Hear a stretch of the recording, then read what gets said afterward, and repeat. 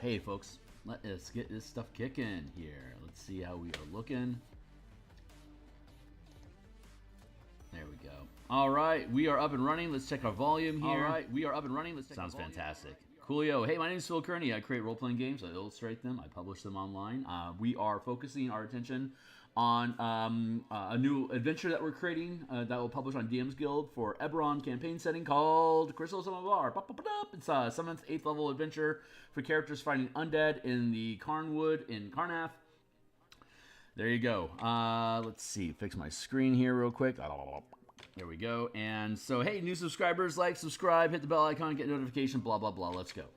So we're going to, we created this book cover around episode 40. You can catch that if you go to the full playlist here. Here's some of the books I've created that are already on DMsGuild. Spelljammer, Combat and Exploration, 5-Color Magic, Spell Point Variant Rules, Spell Point Warlocks, Pacts and Patrons of Ravnica, Theurgy. There's other books. Check them out if you're interested in supporting the channel. We're here 10 times per week, Monday through Friday in the mornings like this. We create token art such as this imp that we're building.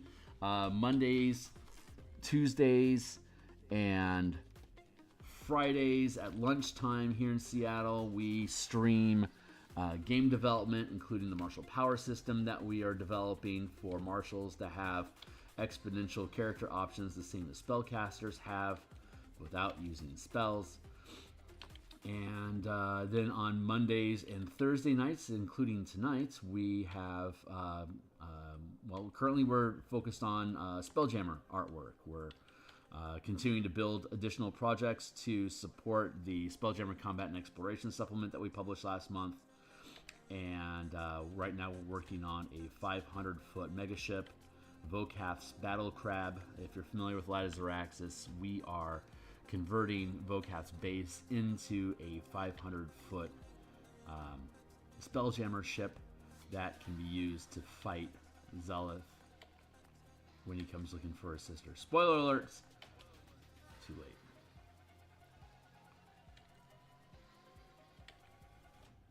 Backstories. Hey, I was ranting about backstories earlier on Indestructiboy's Discord channel. The question was, how frustrating is it when a player forgets their own backstory when you insert somebody that they mentioned in their backstory into your adventure and that player doesn't pick up on it? Boy, that sucks.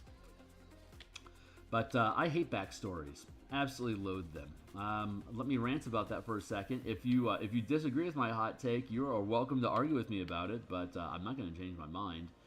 After 36 years of being a DM, I recognize that building a backstory is not plot armor. In fact, it's just burdening the DM with more things he has to worry about and incorporating your fiction into her adventure. I have emergent stories in which I don't really have a plot planned for the characters. I have the world react to the decisions that they make.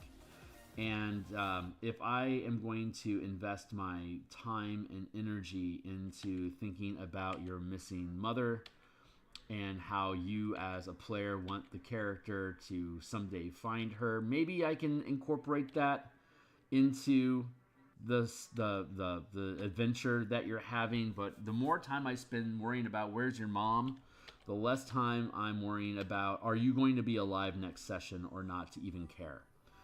Hey, Goblin, it's good to see you. I think backstories work so long as they're in plot-based campaigns, but for something like emergent storytelling, they can bog it down. Yeah, I've had way too many tables fall apart because somebody doesn't like somebody else's boyfriend, or somebody moves, or the team just chooses to not run away from an ogre when you're less than 10 hit points left, that they have to roll up a new character and your 5 pages of backstory are completely irrelevant. Fuck you. Don't waste my time. Here's a take, and I've talked about this before. Start off with a character, they only have one line of a backstory. I'm looking for my mom. And that's it. And then go about your adventuring. Level 4 comes around, you're fighting bandits. Your team decides that they like the bandits and they want to get involved with them. Hey, What's the chances are your mom is going to be hanging out with these bandits? In the moment, yeah, she's there. You found your mom. Congratulations, your story is complete. Now you can start building a relationship with your mom instead. As an NPC that you can take on as part of the bandit posse, that you can start building a legacy for your character around. And if your character dies, you can now promote a new character from that posse of bandits that your team had befriended, so you have automatic allies that can feed into it. And hey, I didn't know I had a brother. Well, apparently you do, because you didn't have a backstory built up in the first place. You can improv that you have a brother that has a relationship with your mom that you never had a chance to explore as a character because you refused to run away from an ogre because you had less than 10 hit points left. Stuff like that. That's the quick version of it. But yeah, backstories don't build plot armor.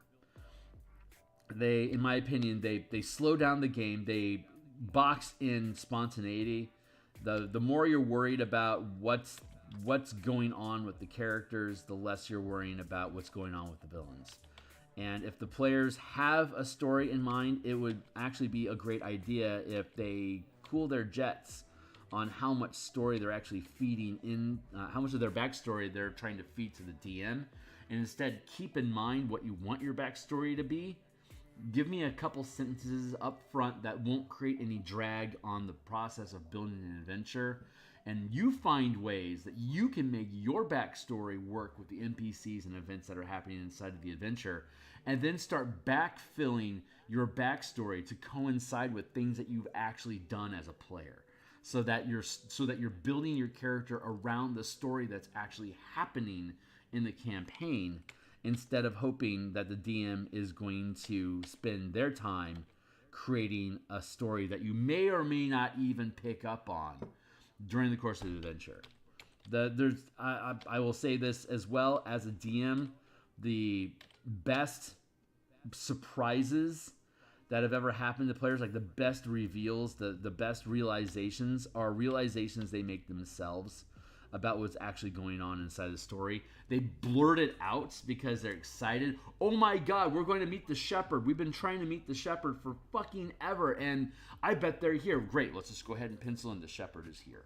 Great, yeah, here you go, shepherd. I hadn't thought of it, but since you blurted it out, what a great idea. And I didn't have to do anything other than just say yes, because you're not burdening me with your story. You are just projecting your hopes into the events of the moment, which is what emergent storytelling is all about. Anyway, that's my rant. I'm gonna stick to it because I like it. Let's drop this down in opacity and start doing some line cleanup on it. So, you usually go with tropes as backstories. Right on. Disgraced royal. That's so easy to build into. Why are they disgraced? Exactly, and that gives your, like, it's like, hey, I've got a grudge against. I got disgraced by royalty. Are you royalty yourself? Like, no, that's not my backstory. It's like, okay, cool. Let's flesh that stuff out, and then maybe that's like such a low burden that I can just have nobility be a villain that is like a second tier boss. And they're like actually just a puppet of some arch wizard someplace else, for instance. But if you don't have a backstory built, when you run across nobility, that gives you the opportunity to just lean into the adventure that's actually happening, so that you can self-motivate. It's like, hey, why do we want to attack these guys? It's like, well, I've got a grudge against nobility, so why don't we say that this guy's family wronged mine at some point. It's like, hey, cool, that builds us a reason to be involved. Cool, let's go with it. There you go. It's that easy. It's just the more caveats and descriptions and names. God, don't give me names. I don't give a fuck about what you think the name of your rival NPC is supposed to be. Don't have one. Just don't have one.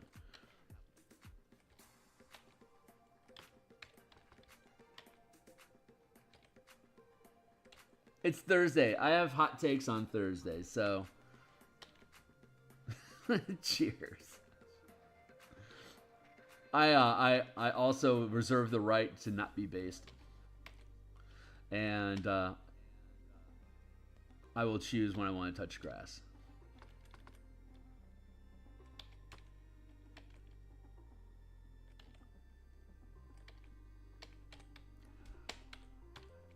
Too many characters that don't make it past the first adventure. Why did you write 3 pages and now you just lament the loss of? Why don't you just earn the right to have a backstory by surviving long enough to thread your character into the story that you're actually playing instead of the one that you imagine someday you might be able to play? It's like you should really be a writer. You shouldn't be a player.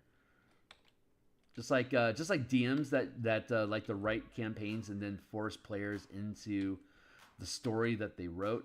Players try to pigeonhole what's supposed to happen for their character inside of somebody else's game.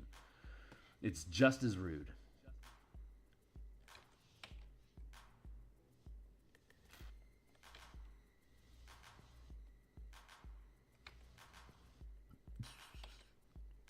So, the only names that should be said is your player's character. Right on, which is generally only effective if the this is a family member. I always call characters by their player's name. It's rare and surprising to me if I remember the name of your character. Maybe like around level 15, I'll start using your character's name, but at that point, we're probably really, decent friends. So I'm just going to be referring to you as you. I am a big proponent of stand-in characters. I think the general accepted definition of a stand-in character is when you're basically projecting who you are into your character as an avatar of how you would engage with the world. All the best actors in Hollywood just are themselves in a different role. Like Ryan Reynolds is always Ryan Reynolds in whatever plot he got hired to run through. Alec Baldwin is just Alec Baldwin. Cameron Diaz is just Cameron Diaz, and it's just what story and what name does she have right now, and what story is she paid to walk through with you. But it's like Tom Cruise, very much so. It's just always the same personality, and that's how they became big stars in the first place, is because they are just playing themselves in whatever role it is that they do. And I think it's just more and more, the longer you play, the easier it is that you feel that you can just express yourself. I think everyone ultimately ends at that same place. I'm willing to fight over that one.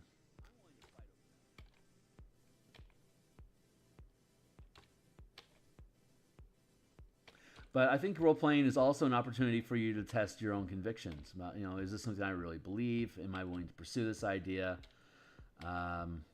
Like the times when I just want to fuck around and find out.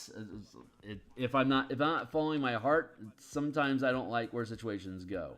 If I'm overly aggressive, I myself as an individual am naturally only mildly disagreeable and more attempting to find camaraderie and cooperation amongst NPCs than shoot first, ask questions later. But in the instances I do shoot first and ask questions later, I usually find that, boy, it would have been nice if I hadn't killed that guy. Maybe I could find out something about what the hell's going on around here. So I find the game reinforces the personality that I like to have in the first place. And I don't know anyone else that's been gaming long enough and ran through enough type of characters if they also find that they just naturally gravitate to who they just are normally anyway. I think to be able to even develop a lot of skill to doff a new persona and live through their skin, I think that kind of requires you to have that backstory built in, where you know what their motives are and all that backstory stuff. Like, if you don't have one, I think it's kind of difficult to create that false persona to fall into in the first place, because you're not allowing yourself to have that backstory to build around. So I think this hot take I have of not having backgrounds is kind of destructive to the thespian mentality of gaming in the first place, which I think is ultimately what I'm attempting to do. I'd rather people play themselves. I've talked about this. Hold on, let's catch up. Hey, Chronix, how you doing?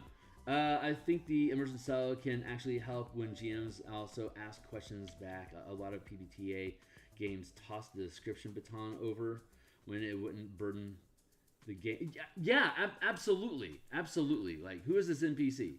Rastog? No. Your name's Rakdos. Hey, Rakdos, what are you doing? It's like, hey, you with the ribbon. Want to come mourn the late great Isamu Dyson with me? Sorry, that's if you haven't seen the anime Macross Plus, it is by far the best Macross story out there. God, Macross Plus's production value was insane. It is just fucking what a good anime. Love me some Macross Plus. I bought 3 of the soundtracks to Macross Plus. That's how good it is.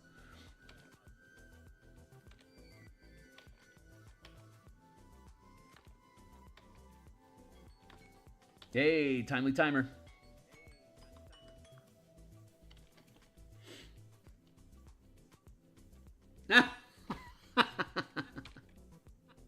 Emergent story time, my friend. Maybe someday he is.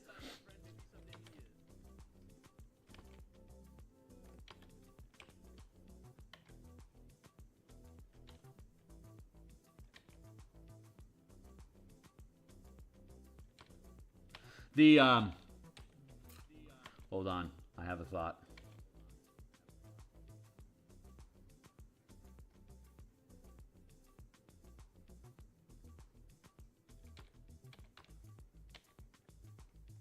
Give me a second. I'm working through this imp's spine. So give me a second.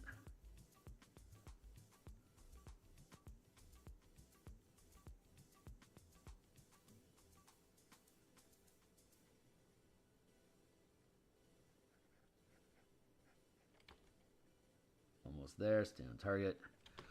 Cool. All right. Give me a hot second here. I'm gonna go run off here real quick and pull up Spelljammer and pull up the free preview. And this is, I have a point. Hold on. Locating crew, ship lifestyles, increasing crew rank. There we go. Increasing crew rank. Okay, so increasing crew rank. Rank of crew is determined by the CR of the monsters, the crew's renown, determined by the number of battles they have experienced as listed below. Renown, total battles. Boy, that's a lot of battles. Going from CR1 to CR14 as a creature evolves their rank, and rank corresponds with the CR. So if you take an imp with a less than a 1 CR and they survive 1,275 battles, they would become they would become 5th rank, or you could narrate that as 14th level. So an imp could evolve through battle into a higher form of demon, which is technically in 2nd edition how demons and devils evolve in the first place. You start off as like a lemur or an imp or whatever, and you're forced into battle or servitude, and as you complete tasks and survive battles, you accumulate more abyssedness or more betordness, and just literally ascend and evolve. So since flavor is free, if you started off as a tiefling, right, as your character gains levels, you could evolve the appearance of the character to take on higher evolutions of demonic form, and your character might not be happy about that. Kind of like what was it, Horns, the David Radcliffe movie, where he was becoming more and more demonic, and so as the movie proceeded, he had like these little nubs that show up in his head, and as he evolves, they just grow out into these massive spiral horns, and his eyes glow, and he becomes more and more demon possessed. I think that's a fun way to evolve a character. Or angels can do the same thing, sure, but let's face it, demons are cooler. But as your character gets higher and higher level, they become more and more of a demon. Like if your character's got a flexible weapon fetish, then maybe by the time they get to 14th level, they look like a chain devil. And then you can start bending your class features around narrating the type of demon that you're evolving into. Since flavor is free and mechanics are divorced from the appearance of what you're doing, you can just take time to sculpt your shit to look like the thing that you're evolving into. Anyway, that's another means of exploring the idea of emergent storytelling, where your character continues to survive, they continue to evolve.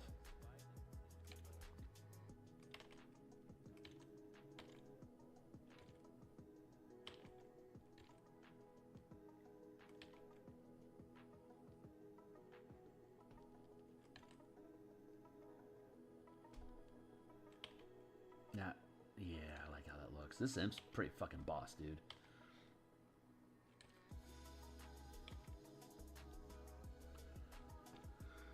Oh man, I tell you what, I cook. The more I rant, the better the pixels flow.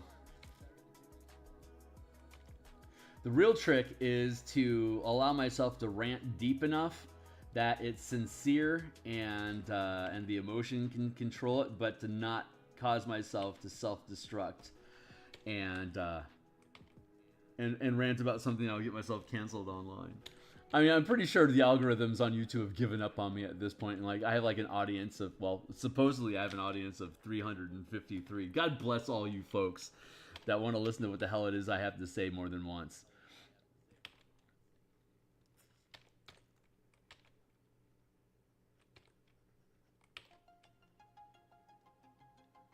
There's rant going on. What's up? Staring at my brain. A day, can't believe my brain is. It's my brain successful.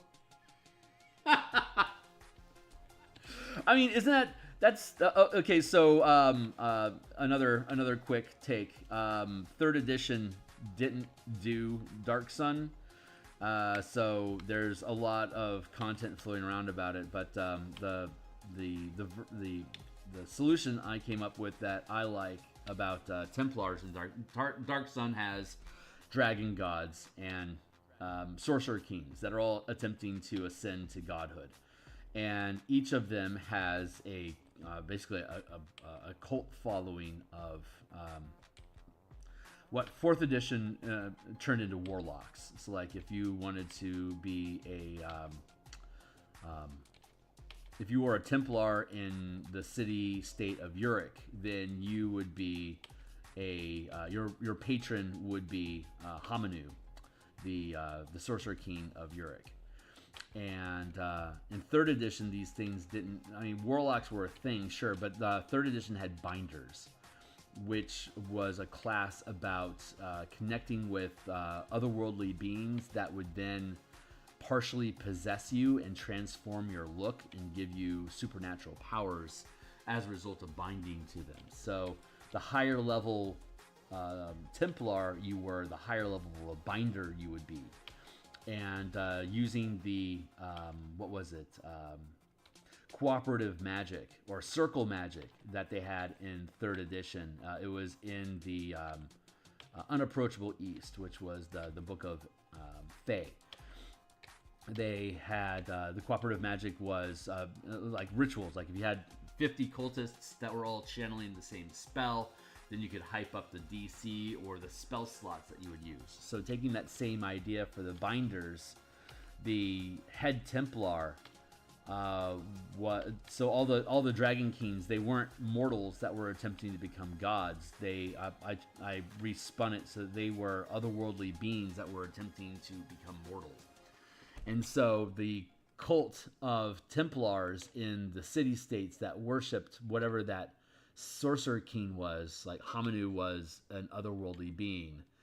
Rajat was an otherworldly being that all the Templars knew how to bind that essence to them. So when you were on duty, you were bound to your sorcerer king identity, and the higher level you were as like the High Templar would take all the cooperative energy from all the other Templars in the city-state, and it would funnel into that High Templar, and that High Templar would then embody and become Hamanu or Rajat or whoever.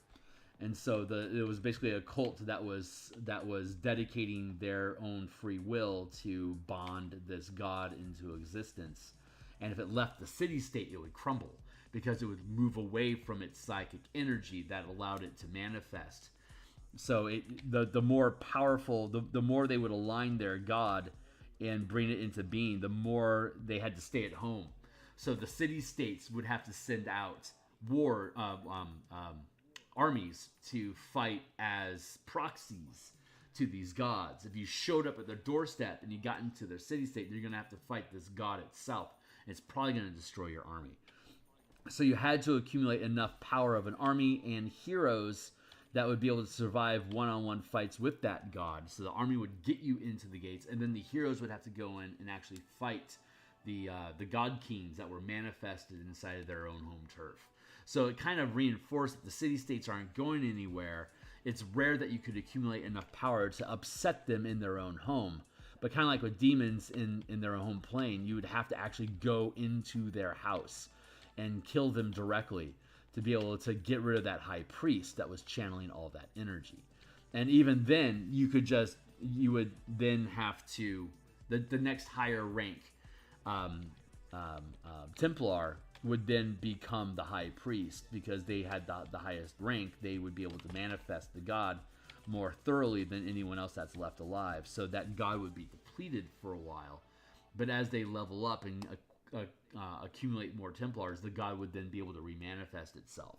So you would have to literally kill everyone that knew about Rajat, or we'll just stick with Hamanu.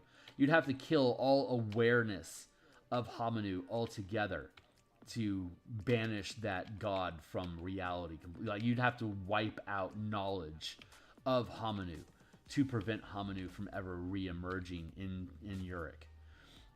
And then the tangent off of that is there's there's no gods in Dark Sun, but there's hundreds of these otherworldly entities that are all attempting to find a doorway into physical reality to manifest as mortals.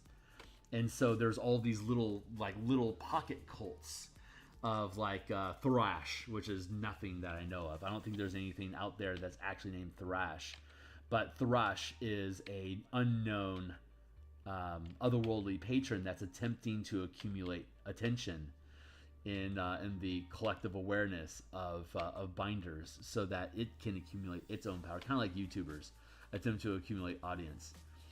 Thrash would attempt to gain notoriety and support from other binders that would then get into the cult of Thrash. And if the god becomes powerful enough with a large enough cult, they would be able to form their own army to go in, unseat a current god, and force the Templars to either convert to Thrash or die with Hamanu. And that's how you would unseat and replace a god, by basically out-popularizing them. So, neat little concept. It folds really well into Planescape, and the Warlock patron, otherworldly patron concept in 5th edition kind of subsumes and replaces that binder role. But in another instance of evolving your character as they gain more levels as a Warlock, they can take on more and more features of the otherworldly patron that they've pacted with, and eventually become a living avatar of that otherworldly patron, manifest in the world through your character. You can do similar with gods and clerics. Like, why do clerics and otherworldly patrons give their energy to mortals? Is because it's an investment over time, because mortals can acquire higher rank levels. Like, gods are gods, and they're kind of static, but their worshippers can gain levels, and as they gain levels, and if you just go with the mana system, if you have 20 first level clerics with 1 point, 3 points, 2 points of mana each. It'd be 2 points. So a first level cleric with 2 points of mana versus a 20th level cleric with 80 points of mana. Sure, you could have 40 first level clerics, but if all 40 of those first level clerics can become 20th level clerics, then your investment grew from 80 to 100 and, well, what? 40 times 320.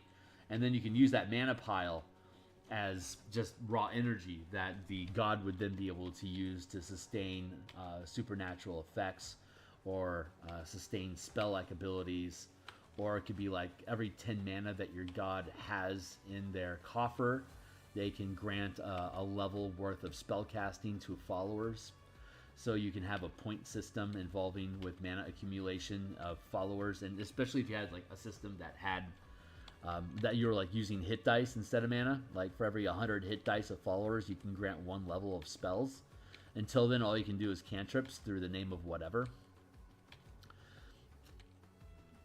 So you want to accumulate hit dice worth of heroes that are continuing to advance your power, and if they get to 20th level, they can become physical incarnations of that god and help anchor more hit dice to that plane of existence. There we go. I like how the sketch is turning out, man. Good rants, good art. Having a good day. I am really looking forward to continuing the Spelljammer project tonight. I just love how Vocast ship is coming along. Hey, what's up?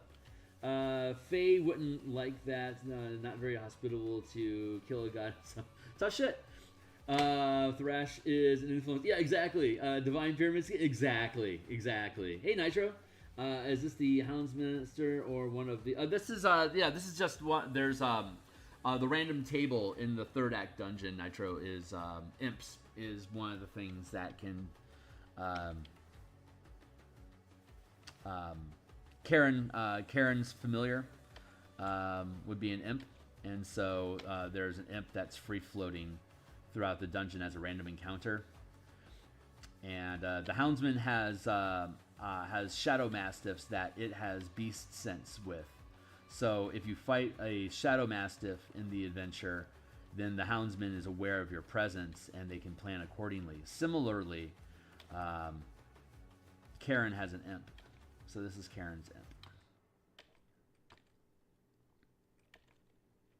Also gave her the Flock of Familiar spells, so she can have up to 4 imps at any given time.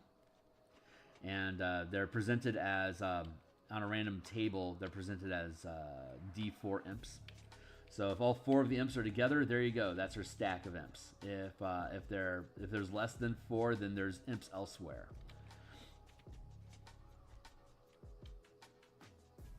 Yeah, I like how this sits. This is looking really good.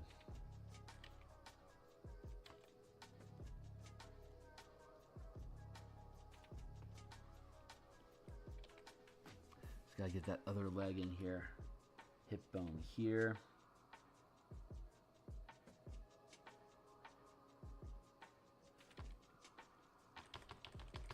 Let's pull that out a little bit.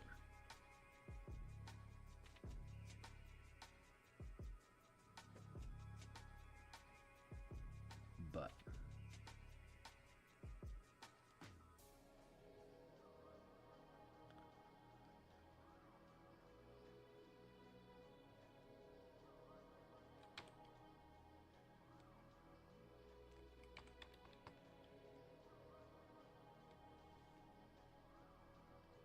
I kind of like the leg kick back. Let's do that instead for transform.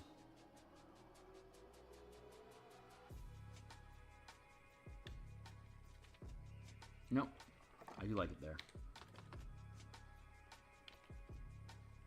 I'm gonna pull that down a bit like this though, here.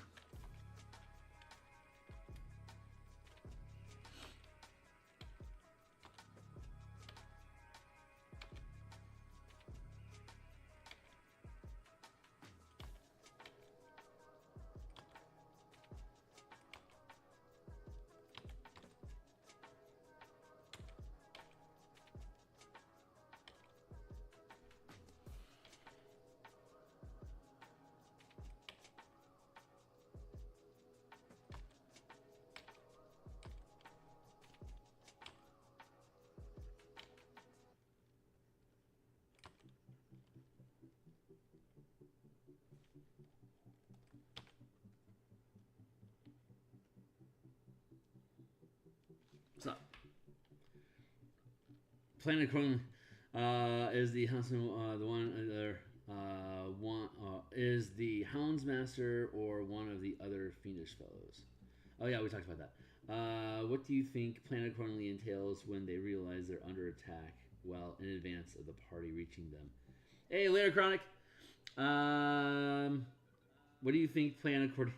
Well, depending on how much of the resources that they've chewed up, they would want to get their mercenaries to support them, and the team could have undermined that. If there's any Emerald Claw cultist remaining that the team hasn't killed yet that can battle, then they would try to pull that. A simple, well, I guess they'd have to be within range for a message spell to work. There's a guard posted out front of the prisoner chamber, and so Karen or Houndsman would be able to just duck their head out of the ritual chamber and say, hey, gather the troops, there's trouble afoot. And that's when they might discover that, oh shit, we have heroes at our doorstep already, it's time to fight. And that could get like super awkward for them really fast. They don't have a ton of manpower outside of the mercenaries, which is why it's so useful for the team to subvert loyalty of the mercenaries from the cultists to their side, which is why there's so much language devoted to how much of an emotional powder keg the mercenaries are currently sitting on, because especially if they find out that like some of their own as quote unquote punishment is getting sacrificed to the ritual, like that would be that alone would be a good deal breaker. Like that would be grounds for ending contract and fighting against your employer. Like you want to sacrifice me to evil? Well, we're not going to work with you anymore. Like that's a reasonable contract breach. So if you have that going on inside the adventure already, then the team finding out about that, if they could somehow find out about it, would be a good way to leverage them into getting the mercenaries to help. Oh, and you, I think you were asking earlier about where do the Emerald Flame Zealots hang out? They just sleep in a bunk in the mess hall, one of the alcoves, just like everyone else does.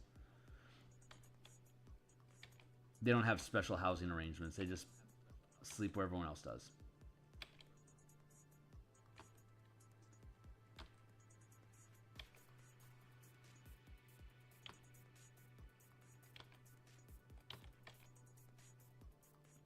Which provides reason for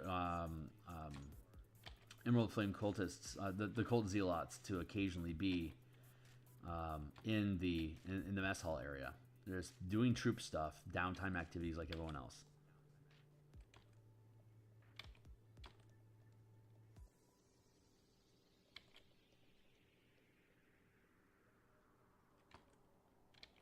Get that there.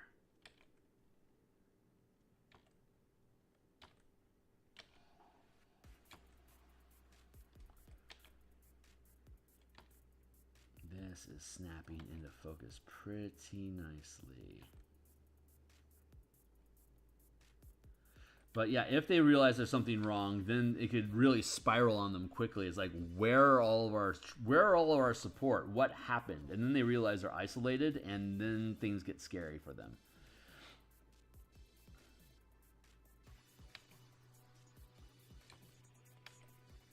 They could also pull in reinforcements from the paths, the wandering paths in the Nexus ritual chamber. By the time the team gets down there, those paths are strong enough that creatures can just random show up from a bar by just going down these pathways and then ending up in the ritual chamber. So the DM can have mob ads from the list of Mabar creatures pretty much at any time. Any type of like lesser demon or low, like CR3 or less undead can just spawn into the ritual nexus chamber anytime the DM wants to, and that's where the random encounters are kind of originating from.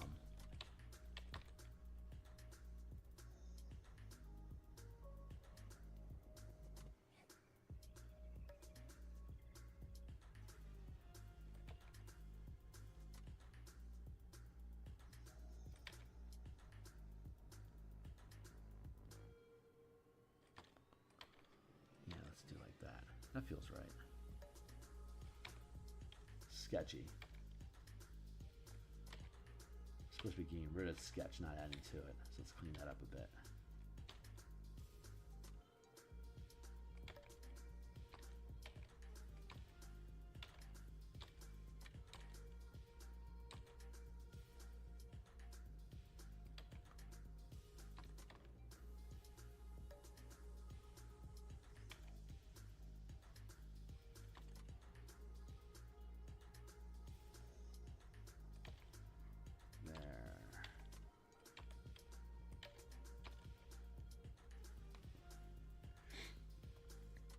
All the mercenaries packed up and headed south like 10 minutes ago.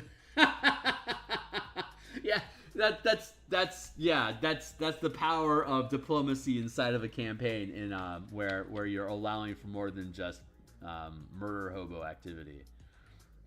Absolutely love that parlay opportunity, and like finding out that the bad guys, minion bad, like the minions of big bads in my campaigns often end up just being people that are succumbing to whoever's most powerful around them and are open to having actual heroes that care about them show that they can care about them. I saw the if you've seen the new Roadhouse movie, I can't remember the name of the actor, but there's a new Roadhouse movie that just came out. And the mooks, the thugs that are following the main bad guy, some of them are just absolute just NPC nobodies. They're like, yeah, this is a gig I fell into. I'm really regretting my decisions. Can I back out of this situation? He's like, yeah, just get out of here. Like, thank you. And then they just legit bail and provide helpful information, and like just yeet, and they're done.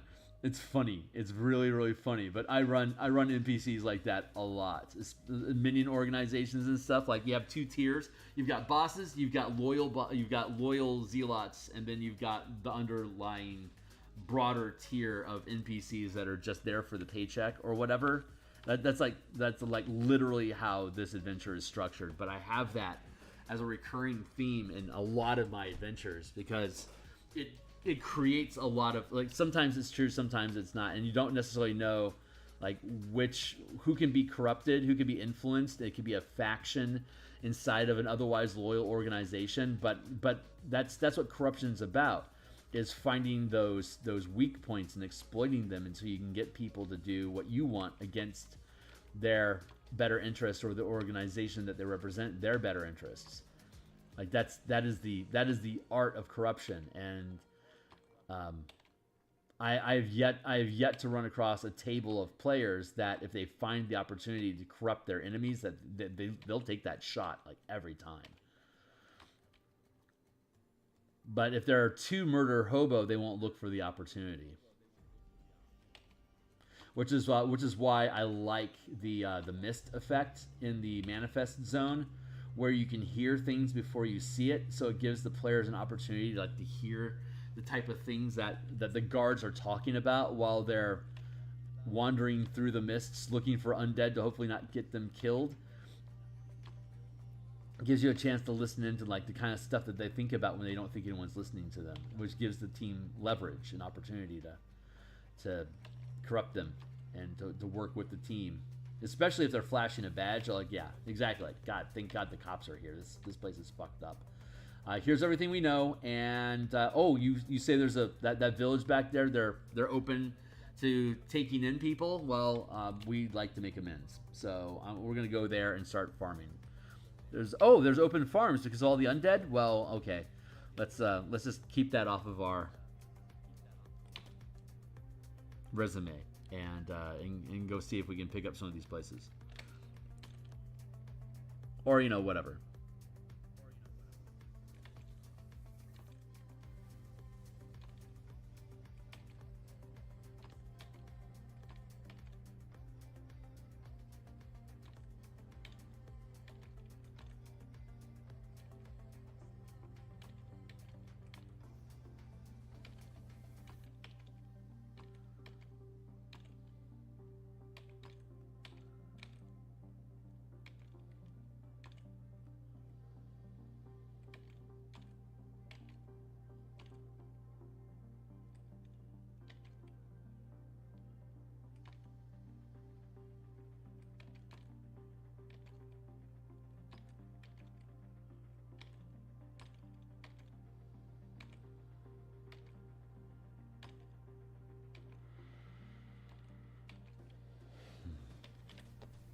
Nice. How are we doing on time? 7:30? We're looking pretty good. Drop that down. Just do a little bit of cleanup here.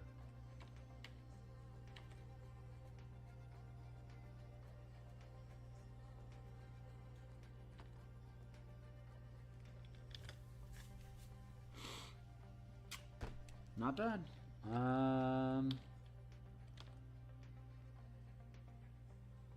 Let's just drop some coloring on this guy. We'll erase that. Black and white. Duplicate that layer.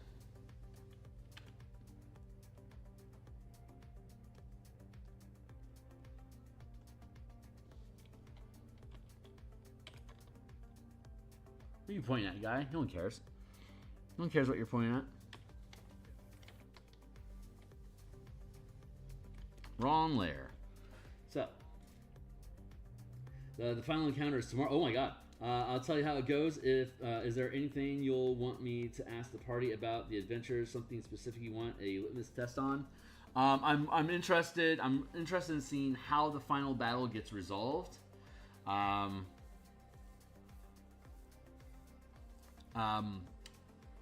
guess if they enjoy it or not. I'm pretty confident in the structure of it overall.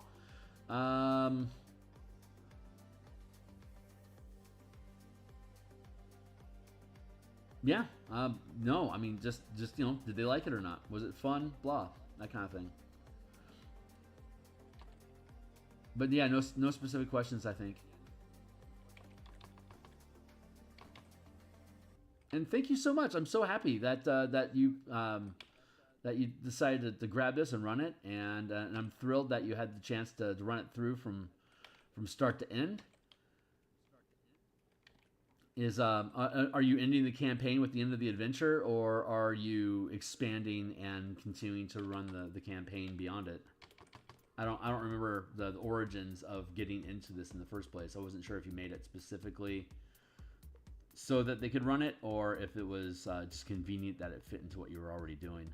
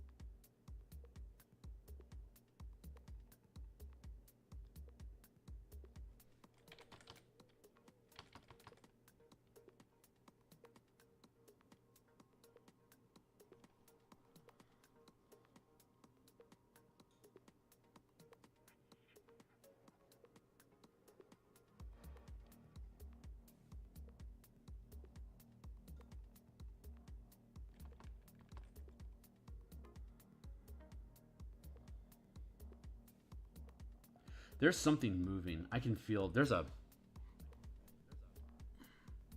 shift in energy. Something shifted. Something in reality just fucking shifted.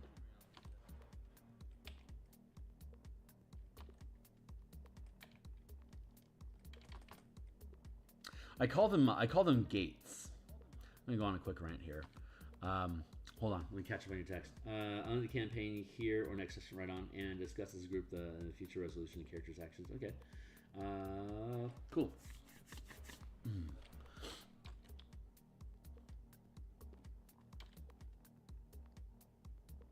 So, if we are to believe the theory of parallel realities, one of the prevailing thoughts about those realities is that time is static, and our awareness of time is shifting from one static picture pane of reality into the next. Every, like me doing this and this, all the steps that took me from getting from this dot to this dot is an infinite number, a number of alternate realities equal to however many Planck lengths it takes to get from this dot to this dot, which is going to be like 100 trillion Planck lengths. Planck length is like the absolute. If you don't know, a Planck length, Planck. I've got the physicist's first name, but a Planck is the absolute smallest scale of distance that can be measured at the atomic level. Like the smallest movement that that an atom can wiggle in a nanosecond or whatever, a chitin second or whatever. That is a Planck length, the absolute smallest distance that light can move over the most imperceptible amount of time. So the amount of dots between, like the amount of Planck lengths between this dot and this dot is like 10 trillion. So that means that there are 10 trillion realities that each depict the movement, like the infinitesimal distance in movement. The entire reality of existence is the same. The only difference between these two realities is that the dot is here and the dot is here. But there's also trillions of alternate realities that depict the movement of my pen from one dot to the next. Those are all Planck lengths. Each Planck length has its own parallel reality, and our conscious awareness is moving from one dot to the next. As we, like in a motion, like animation is like 32 frames per second. Each one of those frames is an alternate reality, but reality is so high definition that there's trillions of realities per second in every configuration. Instead of me doing this to this, it would be this to this, and all the options in between in this array. That's 10 trillion Planck lengths from here to here. There's 10 trillion Planck lengths from here to here, and there's 10 trillion Planck lengths from here to here, and there's 10 trillion Planck lengths from here to here, which means that there's 10 trillion to like the 10 trillionth distances just in that variable there. There's so many variables. It's so heavily complicated that there are literally an immeasurable number of realities that we're constantly flowing through from one instance to the next. And it's such a small frame rate that's impossible for us to acknowledge it in real time with our like our senses have a level of resolution that's less than the canvas that the reality is painted on. So it's impossible for us to see between the gaps. Physicists are attempting to find a way to create so much change and chaos in an instant that it forces reality to buffer so that you can see the buffer line. Like you can see reality skipping. They're trying to figure out how can they compact enough information and activity into an instant that they can see that skip, which is one of the goals of the Super Hadron Collider, is to have that collision create enough energy in an instant that it actually forces reality to buffer for a Planck length, that you overclock reality with too much information.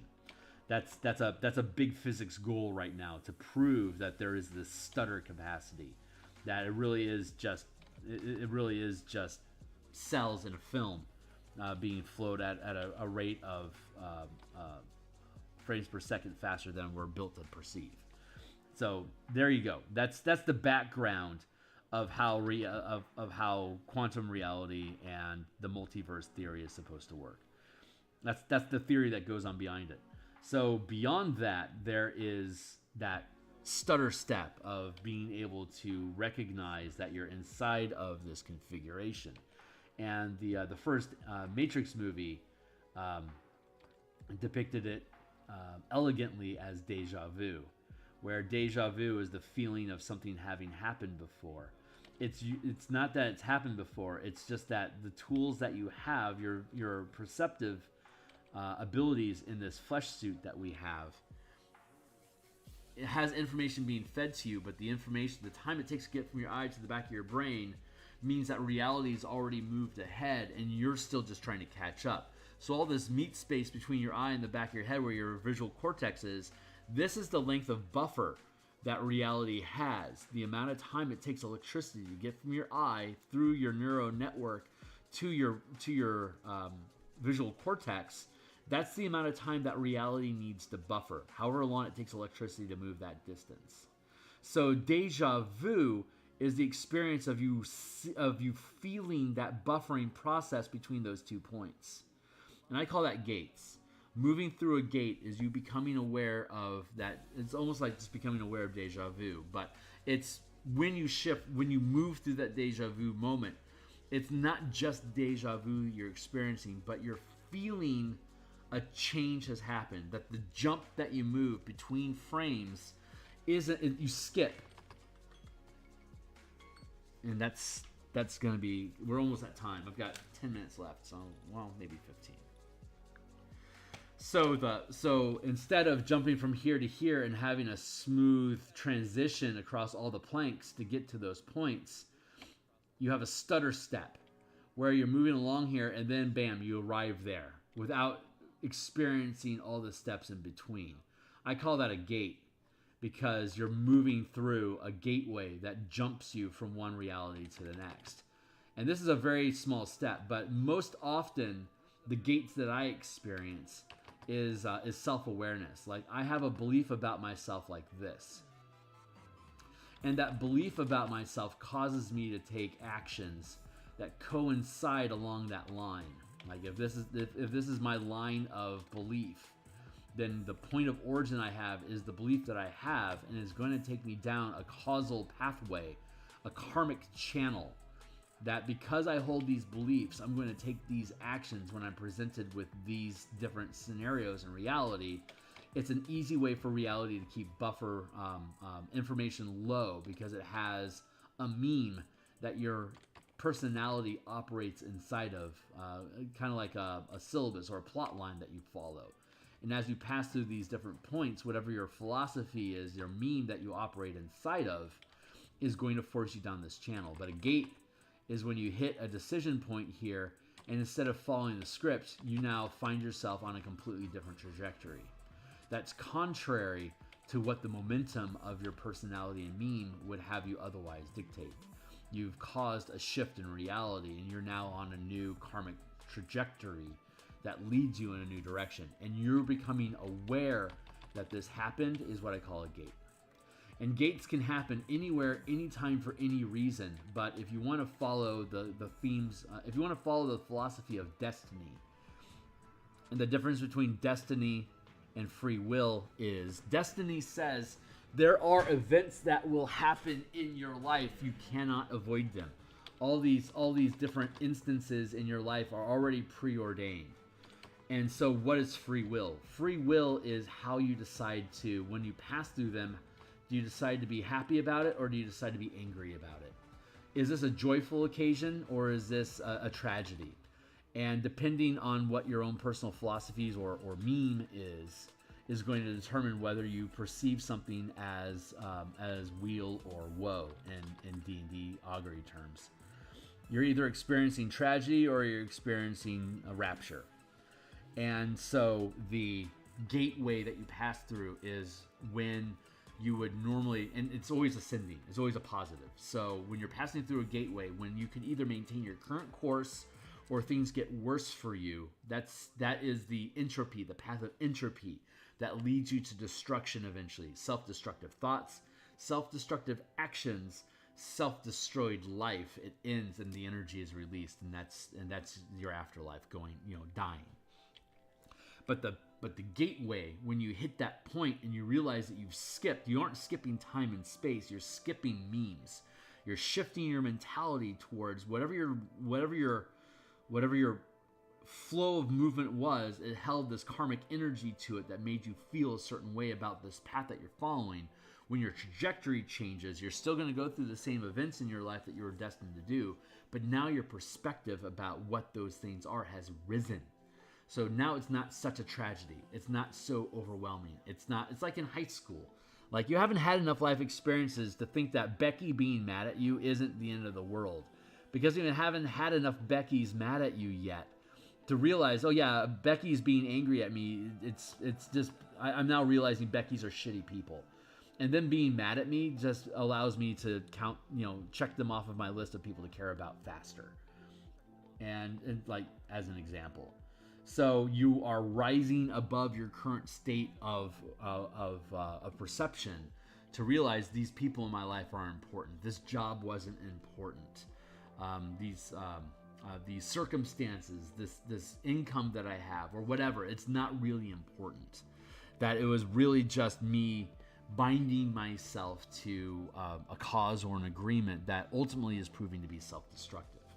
And that is transitioning through a gateway where you are allowing reality to become lighter. And when the change happens, you don't necessarily know what changed. Just like Neo with the Matrix and seeing the cat twice means that they changed SWAT troops showing up. That was a side effect. That cat deja vu was a side effect of them underneath the building changing where the SWAT team was at. That was the deja vu, the thing that the Matrix changed, like getting rid of that doorway, creating a stone wall that they can't get through. That was the change, and the ripple out effect was we now have a cat skipping 2 floors down, and you pick up on it. So I don't know what changed. I just know that when reality shifts, I can feel that it changed, and something is better in my reality than it was at the start of this conversation. Like, something went right somewhere, and it's allowing us all the opportunity to, the reality that I will flow through from henceforward will be better than the fate of whatever filth was that's still caught inside of that other meme. And I've grown aware of these movements. It's a subtle intuitive switch that you can just feel, like the air changes, like something smells different, something feels different, the charge is different, and you don't know why. It's because something shifted. You're now in a different paradigm. And I'm always excited about it because most of the time I find these gateways are emotional paths where I can feel less angry about something moving forward, or less guilty about something moving forward, or more relief about, or more joy about something moving forward. So during today, I at the start of it, I noticed a gate shift. So that's why I brought this up in the first place. So I wanted to infest you with that philosophy, because it's a very, very positive philosophy. It basically says that whenever you're experiencing a deja vu sort of moment, the shift that's happening is you have now adapted to become a better person in your own life. You now have better tools in your emotional space to deal with whatever bullshit's going to happen in your life, that you don't have to look at it so much as bullshit. It's because you don't have that perspective about reality anymore. Life isn't bullshit. Life is just creating scenarios that allow you to have an aha moment, that you can shift your gate into a better space, so that you can be happier about being here alive on the planet. You don't have to worry about conflicts as much, because it's all part of a bigger plan. And when you see a large enough gateway, it completely changes your life, which is what a lot of religious conversions and stuff kind of touch on. They're passing through a gate so huge they can't ignore it, and they can't explain it. They don't understand the physics that go on behind it. So the only thing that they can fall back on is, this is some sort of a religious experience. I'm going to change my life because of it, which is the goal. not necessarily what religion it's supposed to be, but it's that experience, that spiritual awakening experience that many argue is the reason why we're alive in the first place, is to have that slow grind of entropy pushing us through space at an excruciatingly slow rate so that we have the opportunity of experiencing revelation.